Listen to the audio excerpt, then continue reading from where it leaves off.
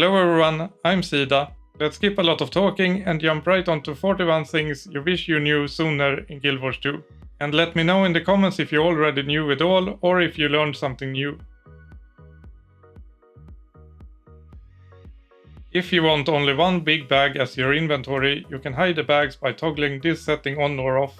I like to have multiple bags to organize things, but everyone is different and a big bag is one of two options. I guess most players know that you can hit this little button to deposit everything into your material storage, without the need to right click on every single item. But next to this one is an annoying button, at least for me, that compacts your inventory. Not a good solution if you like to organize things, since I often accidentally hit this one instead of the deposit button. But if you open up your settings, you can actually disable this button completely. Thank goodness! Are you tired of right clicking on every single item you want to delete from your inventory? Just drag them out of the inventory instead and confirm to remove the item. You can drag and drop items into your bags on your inventory's left hand side. It also works with a single large bag. When you search for an item in your inventory, everything else gets hidden. It is a bit annoying if you want to move the item you looked for into another bag, but you can still drag and drop the item into one of your bags on the left hand side. You can also click and hold the item while erasing the search. This way you will now see where you drop it. You can also use the inventory search bar as a filter. Instead of searching for an item's name, you can for example type in exotic or ascended to only view exotic or ascended items, or consumables to only show those items. You can alt-click and drag a stack in your inventory to split it. This also works from your material storage and bank. If you select use all on a stack of for example unidentified gear, just to realize that you don't have enough inventory space, you can quickly close your inventory to stop the identification. When you identify unidentified gear, they can increase in rarity. Blue items can become green, yellow and even orange with a very rare chance. Green items can turn into yellow and orange, and yellows can become orange at a slightly higher rate. If you plan to salvage instead of selling, always identify them first. When using a salvage kit, you can right-click on it and salvage everything of a certain rarity and below. You can also select salvage stack and process a full stack at once. If you for example want to salvage green items, put any stack of blue items in a shared inventory slot and it will be ignored. You can do this to prevent salvaging any type of item. If you have an invisible bag in any bag slot, it will also prevent items from being salvaged. Using invisible bags will also hide the items in it when visiting a vendor to sell junk or other items, and items in an invisible bag does not get deposited when pressing the deposit all button or are affected by the compact button. If you are going to salvage multiple stacks, you have to restart when one stack is finished, but you can also drag and drop items from another stack onto the one that is currently being processed. This way it just continues salvaging, and you can do this when opening bags as well. You can access your bank from different locations, even if you don't have the permanent bank access contract. You can do this from a crafting station or someone else's permanent mobile crafting station, and you don't have to be trained in any specific crafting profession to do this, just head over to the closest one. If you don't have a launch pass, you can visit Obsidian Sanctum from World vs. World from any location to access your bank, Tradingpost and more. One difference though is that there are no crafting stations and some other things that the launches will offer. But it is completely free as an alternative, and when you exit you will be back at your previous location. If you are getting tired of scrolling up and down when using the Mystic Forge, drag and drop items to move them around. It's useful when forging multiple things at the same time. If the word unique is present in an item's description, it means you can only equip one of them on a single character. A lot of ascended items, like rings and accessories, are like this, so remember to check this before buying more than one. And also take a look at items marked with Soulbound, which means only that specific character can use it. Account bound on the other hand means all characters on your account can use them. Ascended gear are account bound, so they can be moved between your characters as long as the item can be used by that profession. When you want to select utilities, a pre-selected mount or change equipment or build templates, you don't have to click on the small arrow above them. Right-click instead to make your selection. Much easier. You can also control-click on a skill to set it to autocast. By default, it is set on your number 1 skill and indicated by the looping arrow.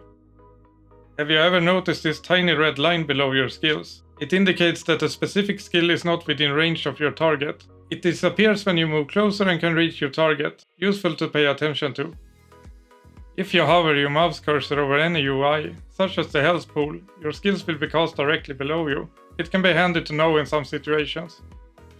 Depending on what class or build you play, you might want to use different keybinds. There is an easy solution for this. At the bottom of the keybind settings, you can press the export button, give it a name and hit save. Now you can change the keybinds to suit another build and then save them as well. When you switch between characters or builds, you can now import your saved presets. To rename or delete them, look in this folder and rename or delete the file. You don't need to restart the game for the changes to take effect. Remember though that only the currently selected file gets imported to the game, so if you play on another computer, you will need to have them saved there as well.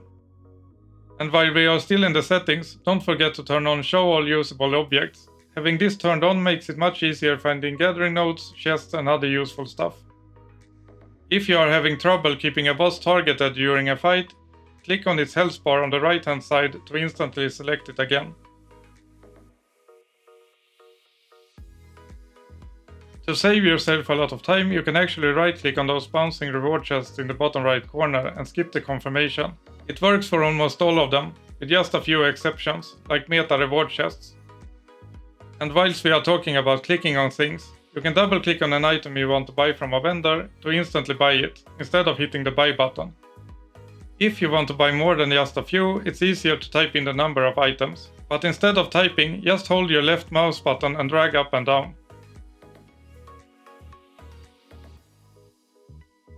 Instead of clicking on a waypoint and confirming if you want to travel or not, you can double click on it and skip the confirmation. It took me way too long to discover this. You can move your chatbox or minimap by simply dragging them to another possible location. By pressing Alt and left click on the world map or minimap, you can set a personal marker. This marker is also visible to your party members, but for them it's blue instead of white. You can also press Shift and hold the right mouse button to draw something on the map. This is also visible to your party members.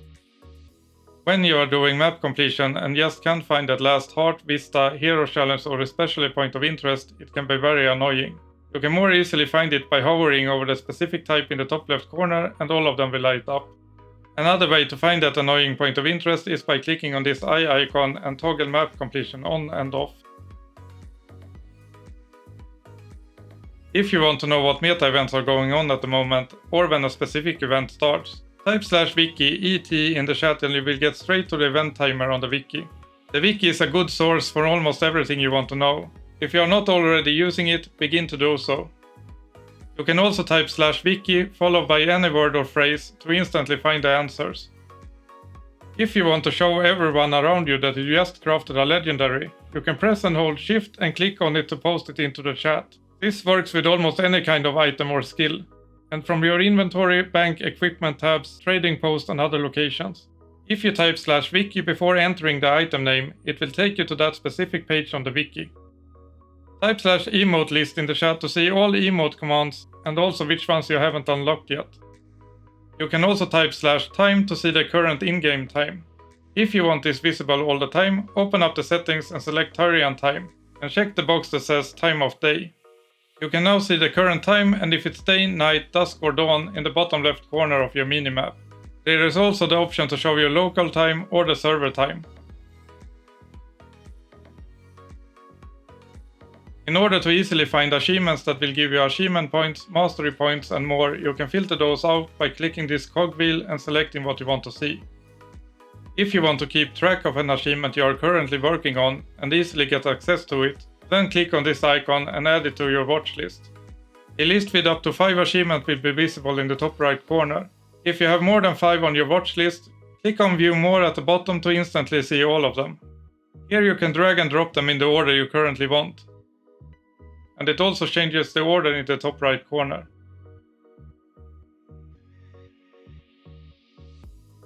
You can hover the mouse over the total price on the trading post to see the actual amount you will get after the 15% trading post tax. Do you want to see more items on the trading post and get a better overview? Type I am Ivan Nashblade in the search field and hit enter. Repeat to undo. Are you spending most of your time in either PvE, PvP or World vs World? Or are you doing a bit of everything? You can customize the Wizard's Vault dailies by clicking on the cogwheel in the top left corner. I spend almost all my time in the open world, so I have mine set to only PvE. Any changes will take effect after the daily reset. Well, that's a lot of things I wish I would have known much sooner. If you know any good tips that I didn't mention, or have any questions, drop them down below.